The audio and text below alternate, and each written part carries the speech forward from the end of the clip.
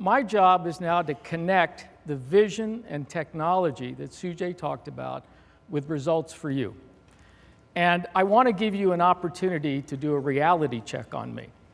And there's also a networking event immediately following this.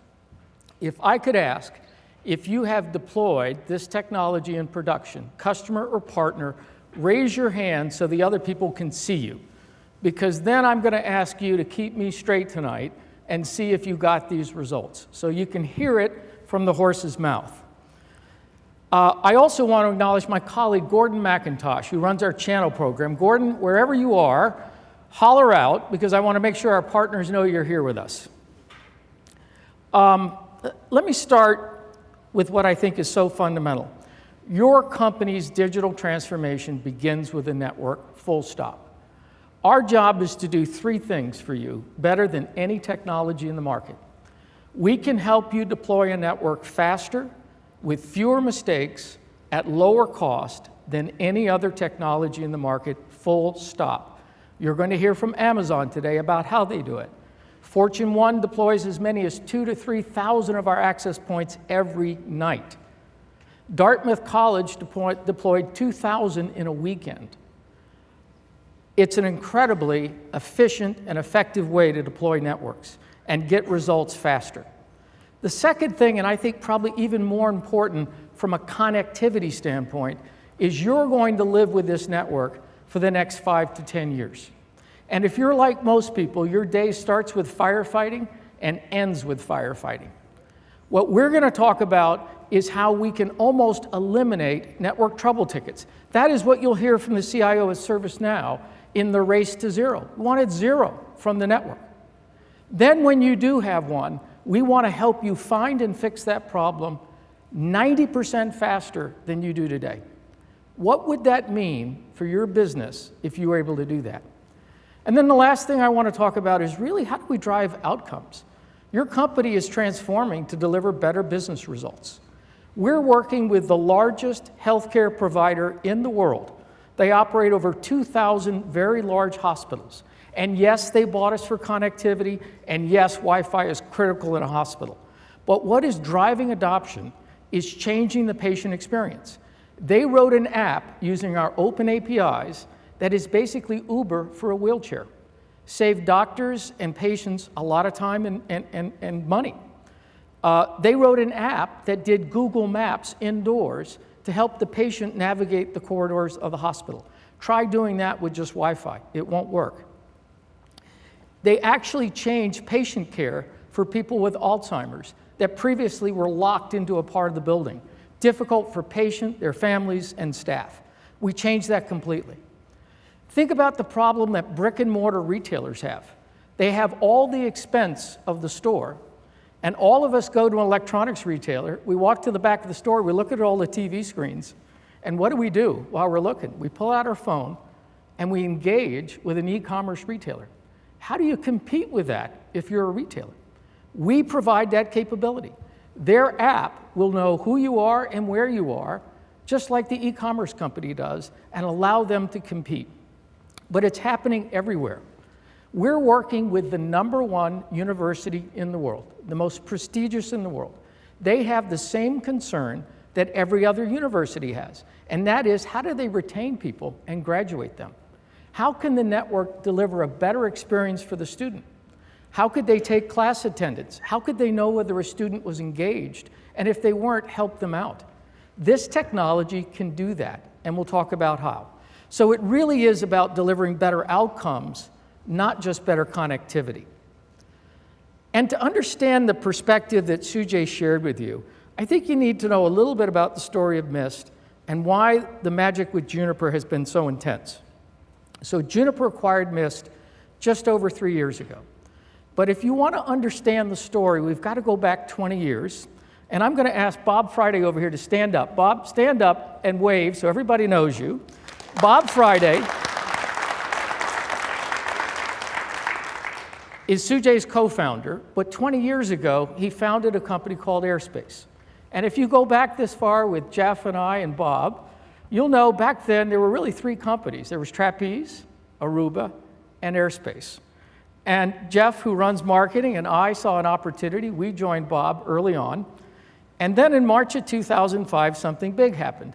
We were acquired by Cisco. And then in 2008, my buddy Sudhir saw the light and joined from Trapeze, became part of the team. And then when Sujay joined, it was transformative. We were heading very rapidly to $1 billion in Wi-Fi. Nobody had ever done anything like that. And in 4 years, we went to a multi-billion-dollar Wi-Fi business with about 2/3 of the global wireless LAN market. Why do I tell you that? I tell you that because if you're running on a Cisco infrastructure, we know what you love about it, and we know what you hate about it. And this is where Mist came from. This was our heritage. And it was interesting for us because we ended up running 2 businesses. Because what happened is around 2010, 2012 timeframe, we started to see our market share decline. And it wasn't declining because of the usual suspects. It was declining because small and medium businesses were growing faster than large enterprises, and small and medium businesses didn't have a ton of network engineers that can do what you can do, that could deploy a Cisco network or anybody's controller technology. So we, in December of 2012, we acquired Meraki. Meraki was the first cloud-managed solution, and we positioned it correctly. We said, look, if you have lean IT or no IT, and you want something that's simple enough that Tom Wilburn could deploy, this is your solution. If you're Fortune 1, if you're a large enterprise, a large university, not an option for you. You've got to go with our legacy controller technology. And we did all the positioning in the world about why we have 2 portfolios. But customers netted it out for us, and they didn't like the story. They said, so in other words, I can have easy or good. Imagine if Apple marketed the iPhone that way. We'd still be using BlackBerries. So we had a problem. And this problem is as old as time. Plato said this 2,400 years ago. Necessity is the mother of invention. And we were committed that the deployment experience that you could get from Meraki could be delivered to Fortune 1 with the sophistication of a controller, with actually more reliability, better radio resource management. It could be done, but the only way to get there was a clean sheet of paper. And that's when Bob and Sujay stepped out of Cisco and founded Mist. But there was one really pressing problem that if you're not running Mist today, you still have, that Bob wanted to solve. Very simple. Customer hit us with it years ago. If I ask you, if there's a user on your network having the bad experience that Sujay started with, the video session where the network is up, but it's a crappy experience, how do you know? Every customer I've asked that to always takes a minute and says, well, we wait for them to complain. Then we start a reactive process to try to figure out why. And that's the problem that Bob wanted to solve with Mist, and more importantly with AI. So that's where we came from. Then Cisco came in, funded the company along with Google. So imagine an engineering team with Bob Friday leading it. Some people have called him the godfather of Wi-Fi. He goes back that far. With this kind of money, they built the network that you would have built if you had that talent bench and that kind of money. And so the rest of the team, we joined as quick as Sujay and Bob would have us. And that's where we came from. And then the acquisition by Juniper was transformative. And by the way, it was our choice as well as it was Juniper's. And the results speak for themselves. Today, Gartner doesn't just have us as a leader in the Magic Quadrant, but the leaders of leaders in the Magic Quadrant. Juniper and Mist, as standalone companies, were down in the bottom half of this thing, not where you want to be, just 4 years ago. Today, the highest position. Why is that?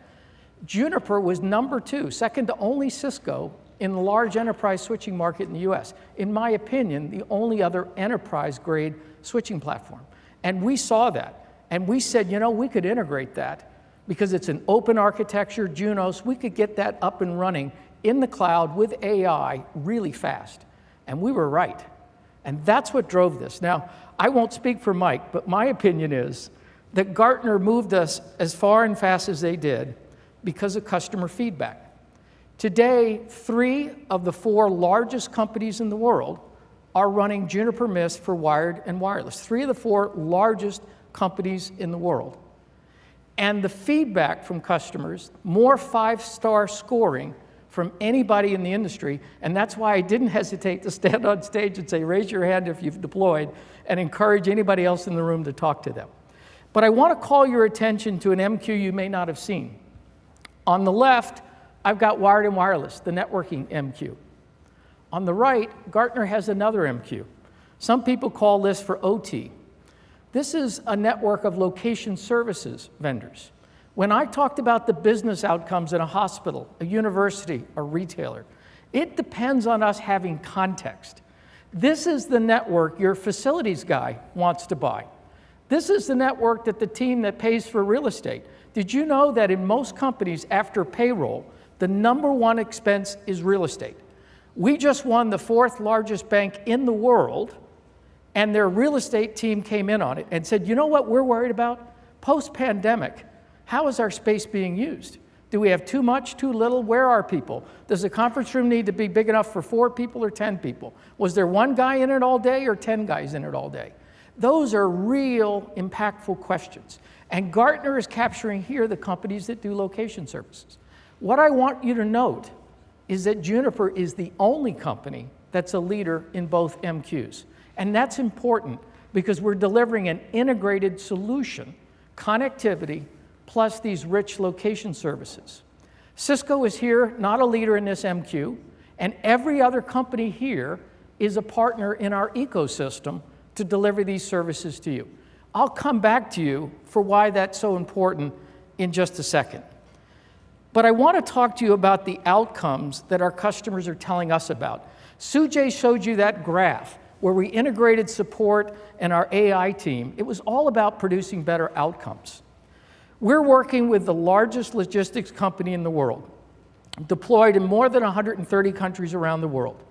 And prior to deploying this technology, the average time for them to close a trouble ticket in the network was 46 hours. Now think about that. That could be a site outage. It could be the guy in the back of a distribution center, the Wi-Fi sucked. The average time to close the troubles ticket was 46 hours. Today it's 2 hours, 96% reduction. We completely eliminated that. Call me back when it happens the next time and see if I can help you. I mentioned Fortune 1. Go to our website, not allowed to use their logo here, and see the video that they produced about how they're leveraging this automation at scale. They are deploying amazing speed, and you'll hear from Fortune 2 or 3 here today about their results. The Gap operates about 3,000 retail stores around the world. When Sujay and Sudhir and I and Bob left Cisco in 2014, as I recall, they were our largest Meraki customer in the world. We deployed over 20,000 access points, and the network worked well. But store operations was literally at war with IT. There's problems in the store, must be the network. If it rains, it must be the network. And the IT team was under siege all the time. Whether it was an application problem, didn't matter. It was the network. What we did for the Gap when we rolled into 6 stores in a pilot, their experience was it was like turning the lights on. Now we had visibility. We could see what was happening. That's their quote, not mine. They made the decision to replace all 20,000 Meraki APs for network visibility, reliability, and the agility that Sujay talked about. Now, I'm not going to read all of these to you, and Brad, thank you for coming from Chick-fil-A. You're actually going to talk to this audience about your experience. Mark, the CIO at MIT, was ill and couldn't travel. I want to play a video, with your permission now, from the CIO of ServiceNow, and let him talk to you about the race to zero that he challenged us to. If you'll roll the video for me, I'll click this. We use, for our 17,000 employees, we use Juniper's wireless products, the Mist product, set of products, to make sure that we are delivering a stellar experience to our employees. They really can work from anywhere. It might be in an office, could be in a collaboration space, and could be at home. But the whole point being, it's a seamless experience, and the employee never has to think about where they are. They know they're always going to get always-on reliant service. And for the few times that, there are issues, really a drive to proactively helping IT organizations proactively resolve those issues so an employee never has to think about it. And we partnered with Juniper with their own AI technology. You were talking earlier about AI, and we've driven a 90% reduction in the number of issues reported by employees on wireless. And think about that. Like, they're not wasting time thinking about the network, thinking about, is a wireless going to scale or perform? They're doing what we want them to do, which is further the strategic objectives of ServiceNow. Wow, thank you. I just want you to think about what it would mean if every day just wasn't firefighting and dealing with incidents that AI could help you with.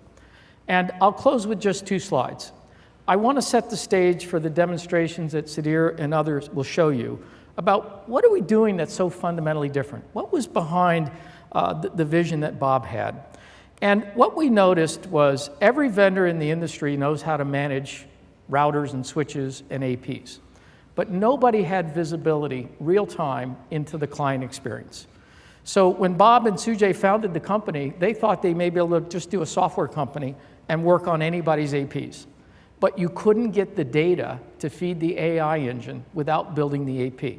Because what we're doing on a wireless connection is any client, all it has to have is a Wi-Fi chipset. We don't put any software on the client. And we can track 150 states in real time. We can see the DHCP server went offline and didn't respond. We can see the DNS didn't resolve. 150 states. So before the robot, before the user can call IT, we know that something's not good in paradise. We signal that up to the cloud. 8 years of development in that closed loop that Sujay talked about how can we get the AI engine to know what this means. It starts with dynamic packet capture. When we went into one of the largest e-commerce retailers' fulfillment centers for our pilot, they had a problem in the network. And they said, I haven't seen that before, it must be you. And we thought, oops, maybe it is us. We got the packet captured. We saw a Zebra scanner who failed to do a fast roam. We had the packet capture. When that packet capture was sent to Zebra, their question was, how did you get this? How did you catch a scanner fast roam fail in process? It's AI. They turned a code fix to the company within 24 hours. Simply amazing what you can do. But then we take that and took all the forensic evidence, everything around it, do root cause analysis, correlation, and show you our work. Here you go. This is what we think happened. And the efficacy Sujay has shown you. It's simply amazing what AI can do. As you know, we built the largest controller business in the world, and Bob was literally religious that he'll never build another one because it's too damn hard to debug. It's too hard to remediate for security fixes. I talked to one of the largest banks in the US. I asked him how long it took to remediate from crack. The gentleman on the other side of the table put his head down before he picked it up and answered. And this was within probably 9 months of the crack exploit. And he explained to me that they didn't. And I said, how can that be? You're a bank. This is on the front page of the Wall Street Journal kind of stuff. And they said, well, we've got 30,000 APs out there and 700 controllers. And I said, okay, so get cracking. And he said, well, the problem is we think at least 25% of the APs won't upgrade. They won't support the code that has the fix. And I said, okay, so you got $8 million, you're a bank, go buy new APs. They said, the problem is we're not sure where they are. And the remediation causes more risk than the exposure. So we're taking alternative measures. That's the kind of stuff that we don't have to do anymore. This is about agility. Bob's constant talk to me was, I want the network to be as agile as the endpoints that connect to it. When we went to a hospital and says, you have to upgrade your controller code, we all said a prayer, us and the hospital, and we prepared for the worst because you only get one shot. There's no maintenance window. And we've eliminated that. It's gone. Highly reliable and agile. And then the last thing, I talked about those business outcomes. Location services has been around for more than a decade. Any company that's tried to do it, it's been a science project. Hanging Bluetooth beacons all around with batteries that have to be changed, then going out and manually calibrating the site to get any kind of accuracy. It costs more to do that than to buy the damn network. And if you bought the network and then you wanted to do it later, you were in really big trouble. This was hard to do. And then you didn't have the APIs to use the data. We have solved those issues. This is deployable, it's actionable, and it makes the network rich. And we are unique with this capability. And then the last thing that our customers feedback to me is that we're not converting an old architecture. We got a chance when we left Cisco to do a do-over. We didn't start with CLI and SNMP and then slowly open up some with an API. It's API first at Mist. We put it in the API, and then you see it in the GUI. So everything is accessible. It's very integratable. The folks at ServiceNow have integrated us with the app. It's an incredible solution to make these things fire. So that's what we do. And my last slide for you is this. If you're using our wireless and switching products, first, thank you. We have just completed 18 months of intense development to integrate a third-generation SD-WAN solution. We were asked by the 4th largest company in the world that's deployed our SD-WAN in 10,000 locations to integrate it to get telemetry from it. And this was a company we acquired 18 months ago at their recommendation. We thought they were crazy not to go with the Versa VeloCloud or even Juniper's product at the time. And they said, do you know what it means to build tunnels to 10,000 locations? Even if we just wanted to home run them, 10,000 tunnels is real. And we chew up with video and voice on the network about 1/3 of the bandwidth with the overhead that your tunnel implies. This was a tunnelless architecture. It's actually in use by the US military today because it's a zero-trust architecture built from the ground up, highly secure, doesn't require tunnels, lower latency, and now we've got visibility up into the cloud. So if you like the fact that I could tell you you're going to get a call from an unhappy Wi-Fi user and here's what's wrong, now we extend that visibility. As Tesla, a new customer, says, insane visibility. Now we're giving you insane visibility end-to-end from client to cloud. So if you're struggling with SD-WAN, and I don't know many people that don't, and you haven't seen this product, push on us because you want to see this. This is a very cool development, and Sudhir, I know you're going to show it. So with that, I just want to say thank you. Thank you for being here. Speak to a customer if you don't believe me, or ask us for a POC. We're here to help. Thank you very much.